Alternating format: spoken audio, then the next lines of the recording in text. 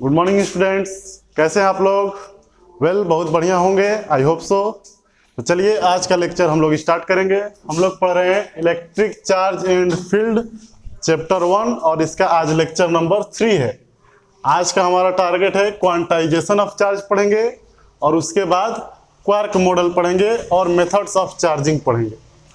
ठीक है, 2 लेक्चरों में हमने क्या पढ़ा, चार्ज क्या होता है, कितने प्रकार के होते हैं, कहाँ पाए जाते हैं, और अब हम लोग पढ़ेंगे चार्जिंग। आज पढ़ेंगे कि चार्जिंग कैसे किया जाता है, किसी भी ऑब्जेक्ट के ऊपर चार्ज कैसे होता है। ठीक है, समझ रहे हैं ना? तो कैमरा पर ज़्यादा फोकस नहीं कर पाएंगे क्योंकि ये हमारा ऑफलाइन क्लास का वीडियो है। तो आज पढ़ने जा रहे हैं हम लोग क्वांटाइजेशन ऑफ चार्ज। क्या पढ़ेंगे? क्वांटाइजेशन ऑफ चार्ज, और एक छोटा सा टर्म है क्वार्क मॉडल, इसके बारे में हम लोग देखने जाएंगे।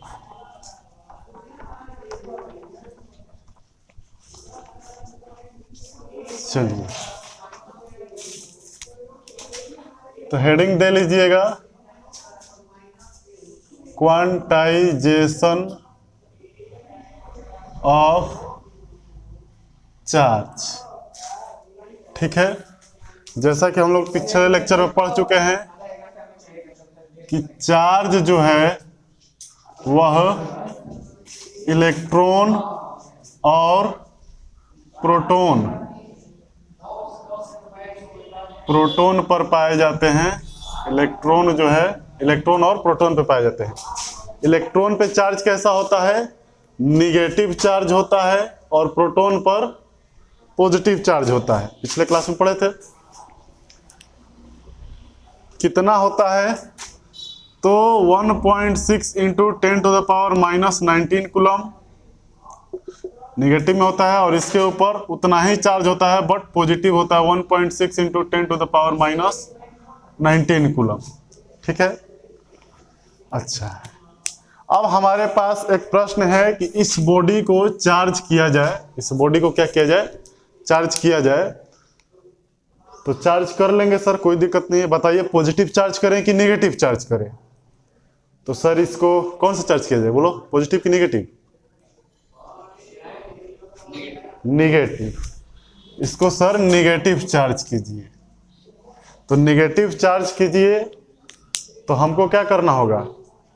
इलेक्ट्रॉन का संख्या बढ़ाना होगा। इसका चार्ज कहाँ होता है? इलेक्ट्रॉन और प्रोटॉन पे। इलेक्ट्रॉन पे नेगेटिव चार्ज, प्रोटॉन पे पॉजिटिव चार्ज। तो इसको चार्ज करना है तो या तो इलेक्ट्रॉन का ट्रांसफर करेंगे या फिर प्रोटॉन का। तो प्रोटॉन का ट्रांसफर नहीं किया जाता है, पिछले लेक्चर में हम बता चुके हैं, क्योंकि यह न्यूक्लियस के अंदर होता है, निकालना बड़ा मुश्किल होता है, और निकाल भी लेते हैं तो कुछ मिलेगा नहीं आपको, सब कुछ गायब हो जाएगा। तो जो भी चार्जिंग का व्यवस्था है वो हम लोग किसके माध्यम से करेंगे? इलेक्ट्रॉन के माध्यम से करेंगे। नेगेटिव चार्ज करना है तो इसके ऊपर इलेक्ट्रॉन की संख्या बढ़ाएंगे। किसी बगल वाले दूसरे किसी एटम से इलेक्ट्रॉन काढ़ा जाएगा और वो इलेक्ट्रॉन इनको दिया जाएगा। इनके ऊपर प्रोटॉन की संख्या और इलेक्ट्रॉन की संख्या दोनों बराबर है, इसलिए अभी न्यूट्रल है। इलेक्ट्रॉन की संख्या इसमें हम बढ़ा देंगे इलेक्ट्रॉन देकर, तो यह जो है निगेटिवली चार्ज हो जाएगा। यदि हमको इसको पॉजिटिवली चार्ज करना होता तो इसमें प्रोटॉन की संख्या और इलेक्ट्रॉन की संख्या बराबर है, मतलब कि न्यूट्रल चार्ज है। हम चाहते हैं प्लस चार्ज हो जाए, तो इसमें से इलेक्ट्रॉन जो है निकाल लेंगे। क्या करेंगे? इलेक्ट्रॉन निकाल लेंगे, तो इसके ऊपर चार्ज आ जाएगा। ठीक है, इलेक्ट्रॉन निकाल लिए, पॉजिटिव का संख्या ज़्यादा हो गया तो पॉजिटिवली चार्ज हो गया। अब सवाल यह उठता है कि चार्जिंग सर इलेक्ट्रॉन के लेन देन से होगा, समझ में आ गया। कितना करेंगे ये कुछ बताइए। क्या हम इस पे 1 कूलम आवेश, 1 कूलम चार्ज डाल सकते हैं, 1.5 कूलम डाल सकते हैं, या फिर हमको चार्ज चाहिए तो जितना चाहिए उतना मिल सकेगा कि नहीं मिल सकेगा? उस चीज को आज हम लोग देखने जा रहे हैं, क्वांटाइजेशन ऑफ चार्ज। तो किसी भी ऑब्जेक्ट का चार्जिंग जो है, किसी भी ऑब्जेक्ट का चार्जिंग जो है वो किसके माध्यम से हो रहा है? तो इलेक्ट्रॉन के ट्रांसफर से हो रहा है। ठीक है, तो इलेक्ट्रॉन के ट्रांसफर से हो रहा है, तो इलेक्ट्रॉन को ट्रांसफर करेंगे तो आपको पता है इलेक्ट्रॉन से छोटा अब कोई न है और ना अब तक पाया जाता है। क्वार्क मॉडल है, उसमें बताया जाएगा कि होता भी है। तो इस ऑब्जेक्ट को हमको चार्ज करना है, मान के चले हमको इसको निगेटिवली चार्ज करना है। कैसा करना है? निगेटिव चार्ज करना है। तो हम लोग इसको एक इलेक्ट्रॉन ला कर दे देंगे, एक इलेक्ट्रॉन ला के दे देंगे तो इस पे चार्ज डेवलप हो जाएगा -1.6 into 10 to the power -19 coulomb हो जाएगा। अब कहेगा कि और चार्ज दीजिए सर, और निगेटिव चार्ज इसका बढ़ाइए। तो हम क्या करेंगे, एक इलेक्ट्रॉन और ला के इस पे डाल देंगे, इस पे क्या हो जाएगा, अब जो चार्ज आ जाएगा कितना आएगा, 2 इलेक्ट्रॉन आ गया है, तो -3.2 into 10 to the power -19 coulomb हो जाएगा कि नहीं हो जाएगा। एक इलेक्ट्रॉन पर इतना चार्ज, तो 2 इलेक्ट्रॉन पे कितना चार्ज, 2 गुने 1.6 गुने 10 के पावर -19 कूलम, तो कितना हो जाएगा 3.2 into 10 to the power -19 coulomb. और चार्ज दीजिए सर, तो और एगो दे देंगे, और एगो दे देंगे तो इस पे हो जाएगा, इस बार इसमें 3 से गुना कर देंगे तो -4.8 into 10 to the power -19 coulomb होगा कि नहीं होगा। अब इसमें कोई आके हमसे कहे कि देखिए 1.6 into 10 to the power 19 coulomb ठीक है सर, यह भी ठीक है, बट हमको जो चाहिए वो 2 into 10 to the power -19 coulomb चाहिए। अब बताइए दीजिएगा कि नहीं दीजिएगा, ये बताइए। हम उससे बोलेंगे देखो, एक इलेक्ट्रॉन लेता तो तुमको इतना चार्ज मिलता, 2 इलेक्ट्रॉन लेगा तो तुमको इतना चार्ज मिलेगा, यदि 3 इलेक्ट्रॉन लेगा तो इतना मिलेगा। चार्ज जो है तुमको इसी के मल्टीपल में मिलेगा, क्योंकि इलेक्ट्रॉन को अब हम छोटा बड़ा नहीं कर सकते हैं। कम से कम इतना चार्ज तुम लेगा, कितना 1.6 into 10 to the power -19 coulomb, कम से कम इतना चार्ज। इससे ज़्यादा लेना होगा तो 3.2 into 10 to the power -19 coulomb, उससे भी ज़्यादा लेना होगा तो 4.8, क्योंकि इलेक्ट्रॉन पे जो चार्ज होता है हम किसके ट्रांसफर से चार्जिंग करेंगे, इलेक्ट्रॉन के। एक इलेक्ट्रॉन के ऊपर जो चार्ज होगा वही ना आपको देंगे, और चाहिए तो एक और इलेक्ट्रॉन दे देंगे तो आपका चार्ज डबल हो जाएगा, और चाहिए तो और देंगे, आपका चार्ज ट्रिपल हो जाएगा। अब बीच में किसी डेटा को खोजिएगा तो वो हम नहीं दे पाएंगे। इसी को बोलते हैं क्वांटाइजेशन ऑफ चार्ज, कि चार्जिंग जो भी होगा वो एक इलेक्ट्रॉन पे चार्ज कितना होता है उसी के मल्टीपल में होगा। जितना इलेक्ट्रॉन ले लीजिए, n ले लीजिए, मान को n को इलेक्ट्रॉन लिए तो n ही चार्ज हो जाएगा। यही से फॉर्मूला आया है कि टोटल चार्ज कितना होता है, तो ±NE, जहां n क्या है, नंबर ऑफ इलेक्ट्रॉन ट्रांसफर किए गए हैं जो, और E क्या है, charge on each electron. E का वैल्यू ही होता है, याद रखना, 1.6 into 10 to the power -19 coulomb. इसी के मल्टीपल में दे सकते हैं, दूसरा आपको नहीं मिल सकता है। समझ में आया? इसी को बोलते हैं क्वांटाइजेशन ऑफ चार्ज। चार्ज का गिनती हम लोग कर सकते हैं, क्वांटीकरण इसका हो सकता है। नोट कीजिए इसको।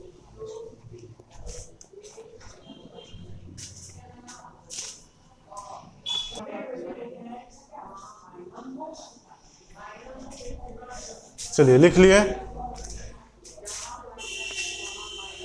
छाप लिया।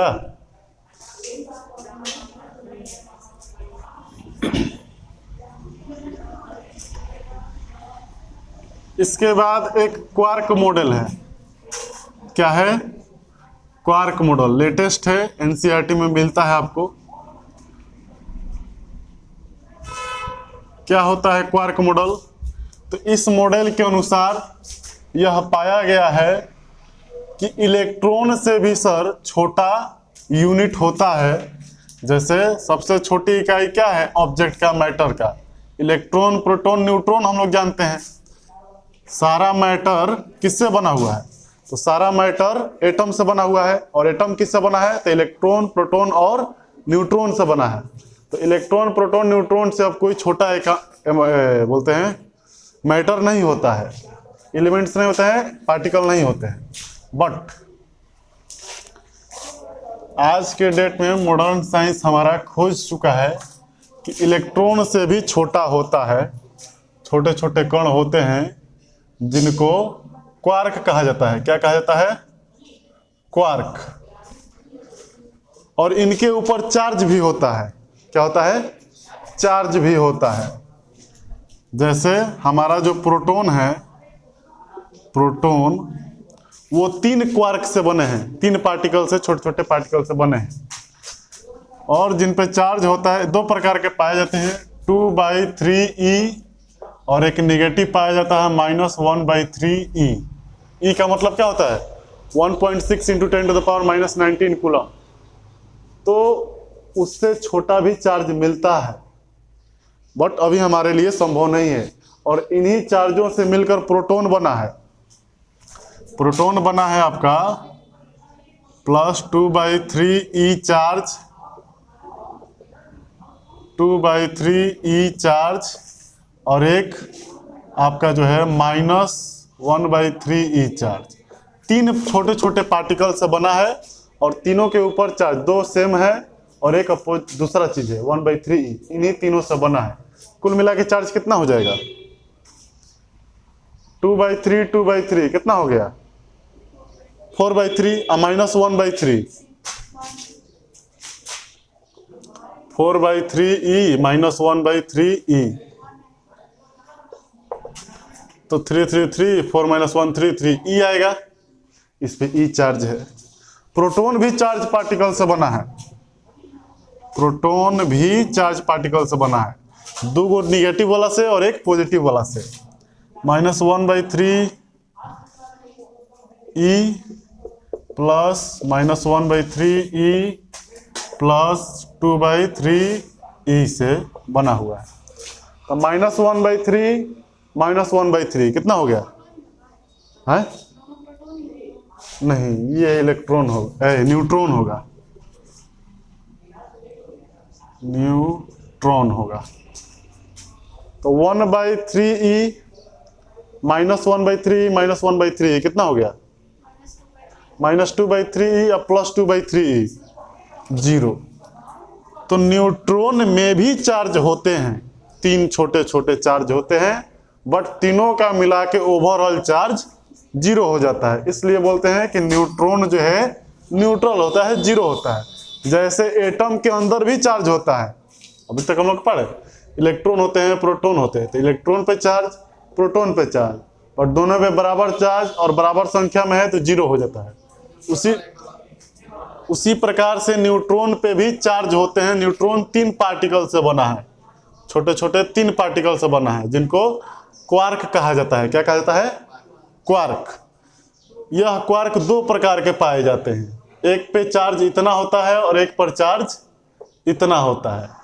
तो न्यूट्रॉन जो बना है, ऐसे ऐसे -1/3e चार्ज वाले 2 इसमें लगे हैं और एक 2/3e वाला लगा हुआ है। समझ में आया? तो तीनों मिला के कुल मिला के इस पे चार्ज 0 हो गया। प्रोटॉन भी छोटे छोटे कण से बने हैं, जिनको क्वार्क बोला जाता है। इसमें +2/3e चार्ज वाला 2 कण लगे हुए हैं और -1/3e चार्ज वाला 1 कण लगा हुआ है। कुल मिला के इसके चार्ज e हो गया, मतलब कि 1.6 × 10⁻19 कूलम हो गया। तो सर जब ट्रांसफर कर रहे थे तो आप बताएं Q = Ne होगा, जो इलेक्ट्रॉन के टर्म में ही, मतलब E के टर्म में ही जाएगा। इन सब के टर्म में क्यों नहीं दिया जा सकता है? E से छोटा है, तो प्रैक्टिकली इनको तोड़ना संभव नहीं है। समझ में आया?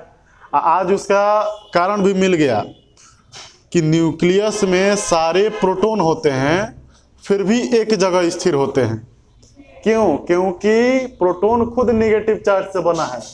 अब पूरा मिला के प्लस चार्ज हो भी जा रहा है, भागना चाहेगा, तो न्यूट्रॉन के अंदर नेगेटिव चार्ज मौजूद हैं जो उसको पकड़ के रखेंगे। सब न्यूक्लियर एनर्जी, न्यूक्लियर रिएक्शन अंदर की बात है। स्ट्रॉन्ग फोर्स यहाँ अप्लाई होता है। आगे पढ़ना है हम लोग को, एटम्स एंड न्यूक्लियाई। नोट कीजिए।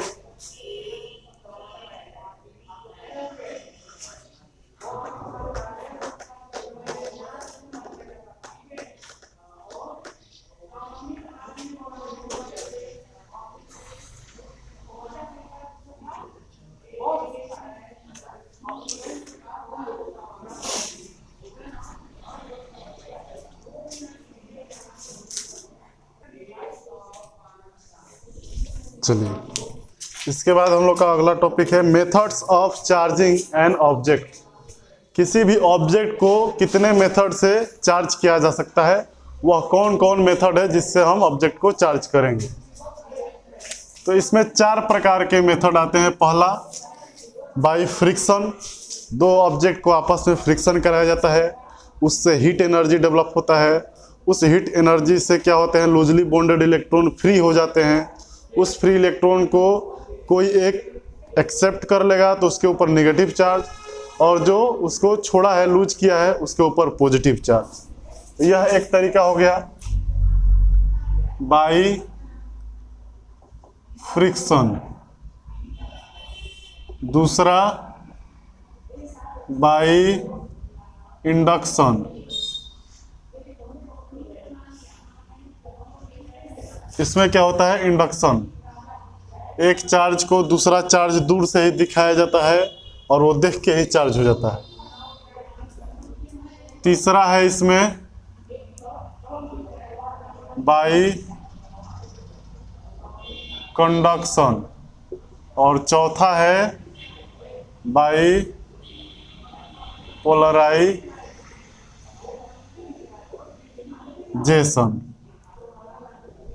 तो इंडक्शन और पोलराइजेशन लगभग प्रोसेस सेम होता है, बट जो है पोलराइजेशन में हम लोग इसको नॉन कंडक्टर को चार्ज करने के लिए यूज करते हैं, और इंडक्शन में कंडक्टर को हम लोग यूज करते हैं जनरली।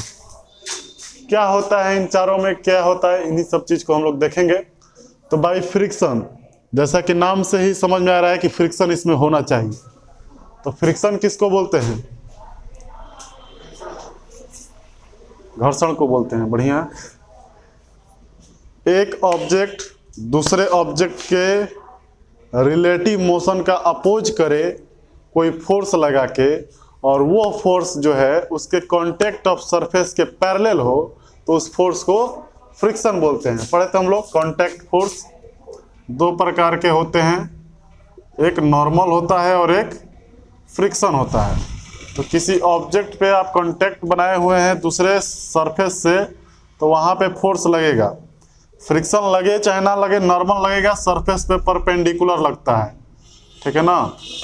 और यदि यह ऑब्जेक्ट चलना चाहेगा, चले चाहे ना चले, चलने की कोशिश भी करेगा, तो इसके ऊपर फ्रिक्शन लग जाएगा इसके मोशन के अपोजिट डायरेक्शन में, जिसको फ्रिक्शन बोलते हैं।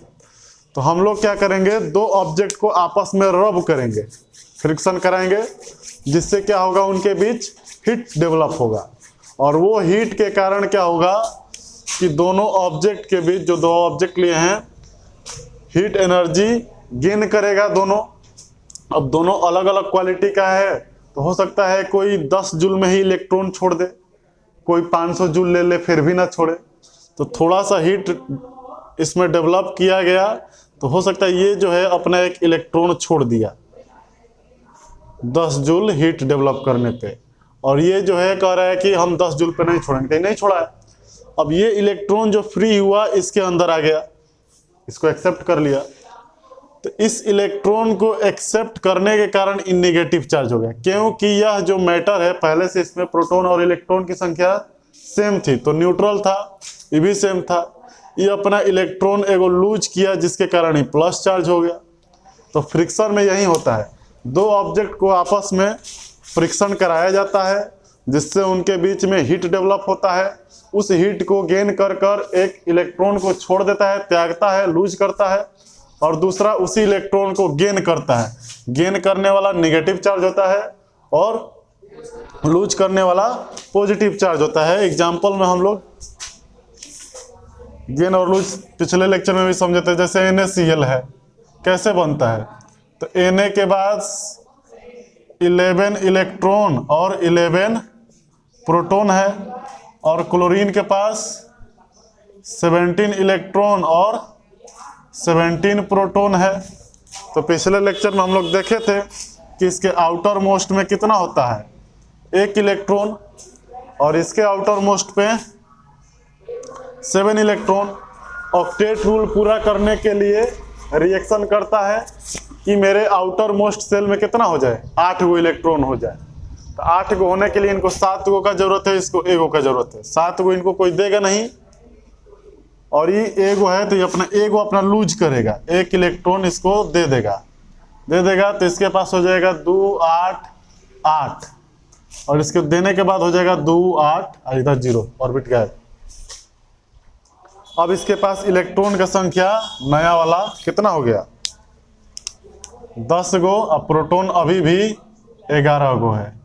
इसके पास इलेक्ट्रॉन हो गया 18 गो, और प्रोटॉन अभी भी 17 गो। तो 17 गो प्रोटॉन प्लस चार्ज 17 गो माइनस चार्ज को बैलेंस कर लेगा, न्यूट्रलाइज कर देगा। बाकी 1 गो इस पे माइनस चार्ज रह जाएगा।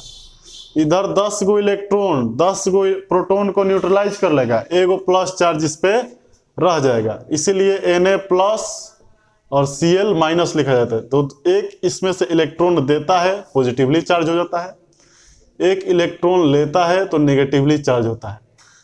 तो फ्रिक्शन में भी यही प्रोसेस होता है। इसको हम लोग केमिकल रिएक्शन द्वारा कराते हैं, और हम लोग यहाँ फ्रिक्शन का बात कर रहे हैं।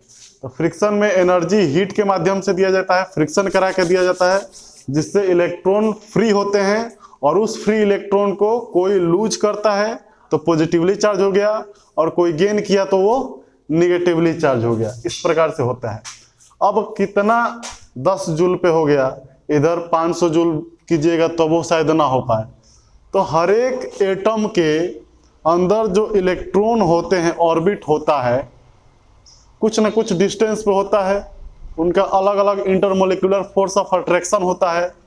तो हर एक एटम के एलिमेंट के एटम जो हैं, उनके इलेक्ट्रॉन को निकालने के लिए वो भी कौन से ऑर्बिट से निकाल रहे हैं इस पर डिपेंड कर रहा है। ज़्यादा बाहर से निकाल रहे हैं तो इजीली निकल जाता है, थोड़ा और अंदर जाएगा तो थोड़ा मुश्किल होता है। तो किसी भी इलेक्ट्रॉन को निकालने में कुछ रिक्वायरमेंट है, हीट का एनर्जी हो, चाहे लाइट एनर्जी हो, या जो कुछ भी एनर्जी रहे, एनर्जी का रिक्वायरमेंट है। तो मिनिमम एनर्जी जिससे कि एक इलेक्ट्रॉन बाहर आ जाए, मुक्त हो जाए, उस मिनिमम अमाउंट ऑफ एनर्जी को क्या बोलते हैं, work function.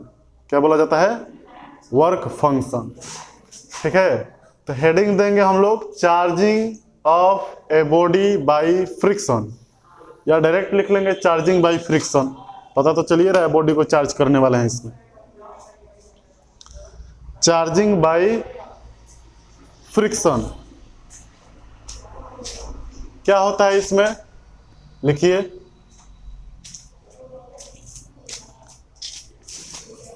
To bodies are rubbed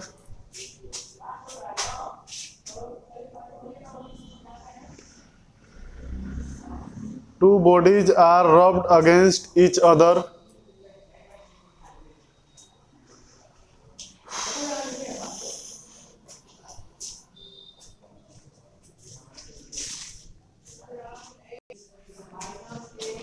okay, लिख लिए। तो इसमें क्या होता है, एक पॉजिटिवली चार्ज होता है इलेक्ट्रॉन को लूज करके, और दूसरा निगेटिवली चार्ज हो जाता है इलेक्ट्रॉन को गेन करके।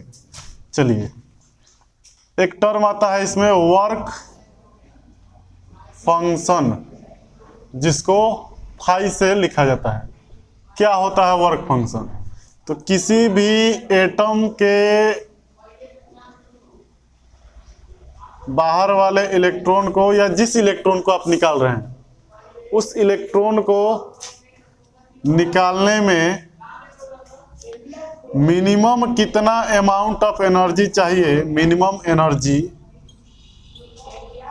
Required to make the electron free from its orbit is called work function. तो डिफिनीशन में क्या लिखेंगे, the minimum amount of energy, the minimum amount of energy required to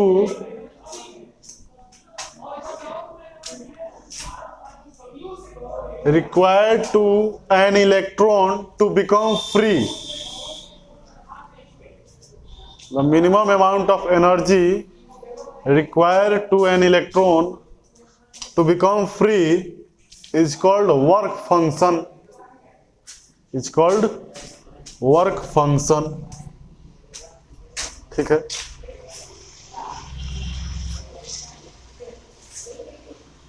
अब चार्जिंग बाय फ्रिक्शन का use हम लोग कहाँ कहाँ देखे हैं बताइए।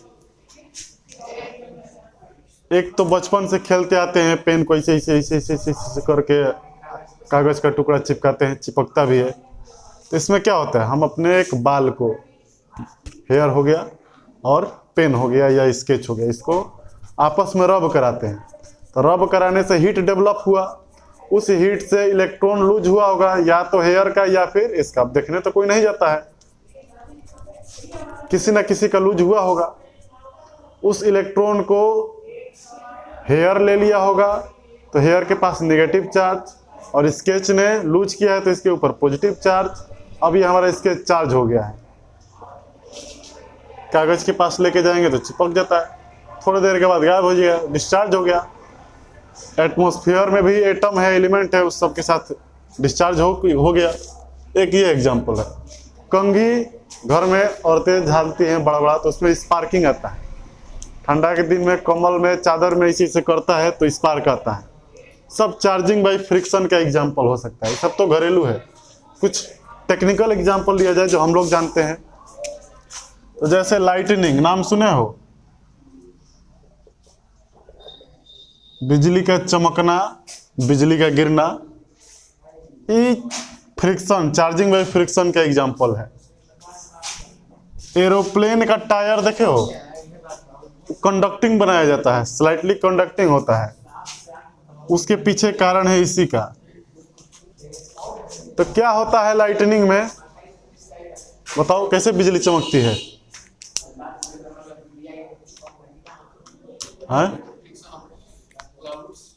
Friction of cloud. तो सर एक बादल दूसरे बादल से टकराता है, धड़ाम दे आवाज करता है और बिजली चमकती है, वहां लाइट भी निकलता है। बचपन से यही सब सुनाता है। अब पिछले क्लास में भी हिंदी मीडियम वाला भी सुना रहा था कि बादल बादल टकरा जाता है। हम पूछे बादल किस चीज से बनता है, तो धुआं से बनता है सर।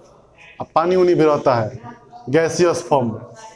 तो सवाल यह आता है कि धुआं से धुआं टकराता है तो आवाज कैसे करता है? करेगा? नहीं करेगा। और दूसरा सवाल कि एक धुआं इधर जा रहा था तो दूसरा इधर क्या करने आ रहा था? ये भी इधर ही जाता। तो धुआं वहां नहीं होता है, सब चार्जिंग का कमाल है। बादल जो होता है ये किस चीज से बना है? तो वाटर वेपर से, डस्ट पार्टिकल से, मॉलिक्यूल से, स्मोक से, फॉग से, बहुत सारा चीज इसमें होता है। छोटे छोटे चीज होते हैं। और जो चीज है मैटर है, तो मैटर है तो भाई एटम से बना होगा। एटम है तो इलेक्ट्रॉन प्रोटॉन न्यूट्रॉन होगा। तो इसके अंदर भी है। अब धीरे धीरे इसके अगल बगल क्या है? एयर है ना। ये चल रहा है वेलोसिटी v से, तो एयर के साथ फ्रिक्शन हो रहा है। और एयर में कौन है? वाटर मॉलिक्यूल है, डस्ट है, पार्टिकल है, सब कुछ है। सबके साथ जो होगा फ्रिक्शन होगा। तो फ्रिक्शन होने से इधर हीट डेवलपमेंट, वही कारण इलेक्ट्रॉन का फ्री होना। उसके बाद उस इलेक्ट्रॉन को आपस में शेयरिंग करना। जो इलेक्ट्रॉन लूज किया वो पॉजिटिवली चार्ज, और जो गेन किया वो निगेटिवली चार्ज। तो धीरे धीरे धीरे धीरे करके यह जो है इसके ऊपर चार्ज डेवलप होने लगता है। मान के चलो पॉजिटिव चार्ज डेवलप हो रहा है, तो चार्ज डेवलप होगा। चार्ज डेवलप होगा तो यह अपने चारों तरफ इलेक्ट्रिक फील्ड बनाता है। बताए थे हम लोग, चार्ज क्या करता है? इलेक्ट्रिक फील्ड बनाता है। इस इलेक्ट्रिक फील्ड में कोई भी दूसरा चार्ज होगा उसको क्या करेगा? अपने तरफ अट्रैक्ट करेगा या फिर रिपेल करेगा। डिपेंड करता है कि सामने वाला चार्ज कौन सा है।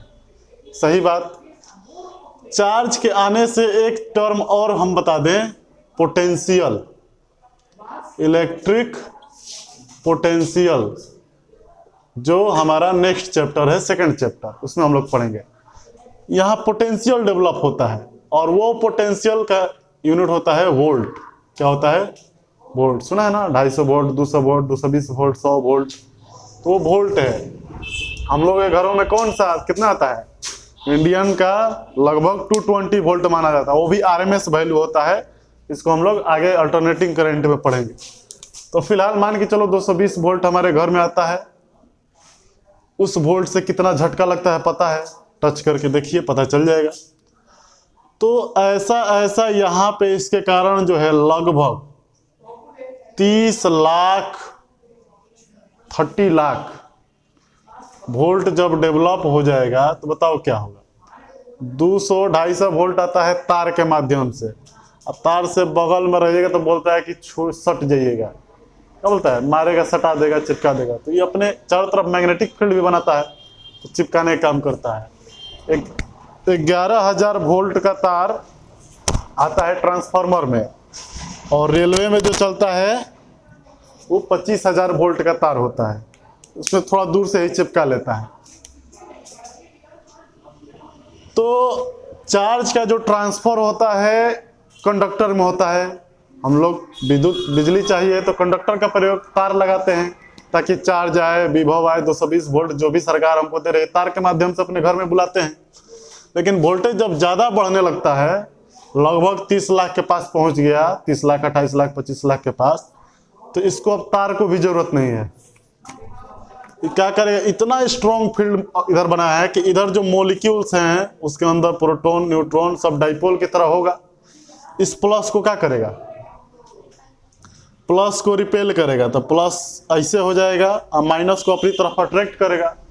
फोर्स इतना लगाता है कि आगे चल के कुछ इस प्रकार से हो जाता है, माइनस इधर प्लस। एक समय आता है टूट जाता है, माइनस अलग प्लस अलग। माइनस को तो इधर खींच लिया, अब प्लस को इतना तेजी से फेंकता है, इतना तेजी से, बहुत तेजी से। पड़े हुए कंडक्टर में इलेक्ट्रॉन फ्लो कर रहा है तो सर करंट उसके विपरीत डायरेक्शन में चल रहा है। विपरीत डायरेक्शन में यानी पहले हम लोग, अभी विपरीत डायरेक्शन बोलते हैं, अपोजिट डायरेक्शन। पहले मानते थे कि प्रोटॉन के ही दिशा में चल रहा है, तो प्लस चार्ज की दिशा इधर है, बहुत तेजी से आता है। इतना तेजी से आता है कि मोशन में आ गया है, और मोशन में चार्ज है तो आपको करंट जैसा महसूस होगा। तो आके जहां गिरता है लगता है कि बिजली गिरी है, करंट गिरा है। अब बहुत तेजी से गिरता है धरती पे, ठीक है ना। बीच में कोई चीज, इंसानी जीव जंतु कुछ भी पड़ गया तो समझो वो मर गया। गांव की हुआ था ना घटना, तो वैसा काम हो जाता है। तो इससे बचने का उपाय भी है। हम लोग अपने घरों में क्या करते हैं? घरों में एक तड़ित चालक लगाते हैं, ऊपर ऐसे त्रिशूल जैसा बना के चिमनी में लगा रहता है कि चार्ज को बेहतर फ्लो कराना है तो कंडक्टर दीजिए, थोड़ा बेहतर नहीं कराना है तो सेमीकंडक्टर दीजिए, और नहीं कराना है तो इंसुलेटर दे दीजिए। तो वायु जो है इंसुलेटर है। तार यहाँ पे, जैसे यहाँ पे पिन उन लगा है, यहाँ से करंट थोड़े ना मार रहा है, झटका दे रहा है नहीं ना, लेकिन उसको टच करेंगे तब देता है। इधर एयर में आपका चार्ज फ्लो होना मुश्किल है, वोल्टेज ज़्यादा है इसलिए फ्लो हो रहा है। इसको रास्ते में कंडक्टर मिल जाए तो क्या दिक्कत है, नीचे चला जाएगा डायरेक्ट, तो हमारा घर सेफ हो गया। यदि नहीं लगाए होते या मेरे घर के ऊपर गिरना होता तो मेरा घर बर्बाद। तो बचने के लिए तड़ित चालक लगाया जाता है। तो चार्जिंग बाई फ्रिक्शन का एग्जाम्पल यह भी है। इतना तेजी से रिपल्सन मोशन होता है, इतना ब्रेकडाउन होता है, इसको डाई इलेक्ट्रिक ब्रेकडाउन, 2 पोल होता है, डाई इलेक्ट्रिक बोला जाता है। ब्रेकडाउन होता है, टूटता है, इतना तेजी से आवाज भी करता है, साउंड करता है, और चमक भी आता है, लाइट भी आता है। इसी को बोलते हैं बिजली का चमकना। बिजली चमकते समय क्या होता है? डाइपोल टूटते हैं, एक तो बादल की तरफ गया और दूसरा सीधे धरती की तरफ। ऐसे ऐसा बहुत सारा चीज, बहुत से डाइपोल होंगे, सब टूट के गिरेंगे साथ में, तो ज्यादा चार्ज आता है। समझ में आया? इसी कारण से जो आप एरोप्लेन हम लोग का चलती है, जहाज, ये भी यहाँ से यहाँ दिल्ली, बम्बई, अमेरिका जा रही है। रास्ते में, पूरे रास्ते तो खुद मेटल है, एयर फ्रिक्शन हो रहा है, चार्ज हो रही है। इसको डिस्चार्ज नहीं करेंगे, फिर उड़ान भरेंगे, फिर चार्ज करेंगे, फिर उड़ान। मेटल है, गल जाएगा एक समय में, ब्लास्ट कर जाएगी, कुछ भी हो सकता है। नैनो कार का सुना था ना, लॉन्ग डिस्टेंस ले चले जाए इंजन में आग लग जाता है, तो चलते चलते चलते चलते हीट ज़्यादा डेवलप हो जाता है। तो इसको डिस्चार्जिंग करने के लिए सब कनेक्शन होता है, और इसका टायर भी थोड़ा कंडक्टिंग बनाया जाता है कि जैसे ही ज़मीन पे आए टायर तो सारा चार्ज जो है डिस्चार्ज। ज़मीन के पास क्वालिटी है, इलेक्ट्रॉन चाहिए तो आपको इलेक्ट्रॉन दे देगा, इलेक्ट्रॉन आपके पास ज़्यादा है तो ले भी लेगा, दोनों करता है, अर्थिंग इसको बोलते हैं। डिस्चार्ज हो गया। हम लोग का गाड़ी बहुत दूर तक जाना है, तो बहुत दूर तक जाना है तो रुक रुक के जाते हैं, जहाँ तहाँ जाम लग जाता है, रुक जाते हैं। तो जाम में क्या होगा, दरवाज़ा खोल के बाहर आए, फिर बाहर से टच किए, चला गया अर्थिंग में। कोई आके आपके कार पे से खड़ा है, काहे जाम लगा है, लेके चला गया कुछ चार्ज वो। तो इस तरीके से डिस्चार्ज, और ज़्यादा दूर भी हम लोग को नहीं जाना होता है।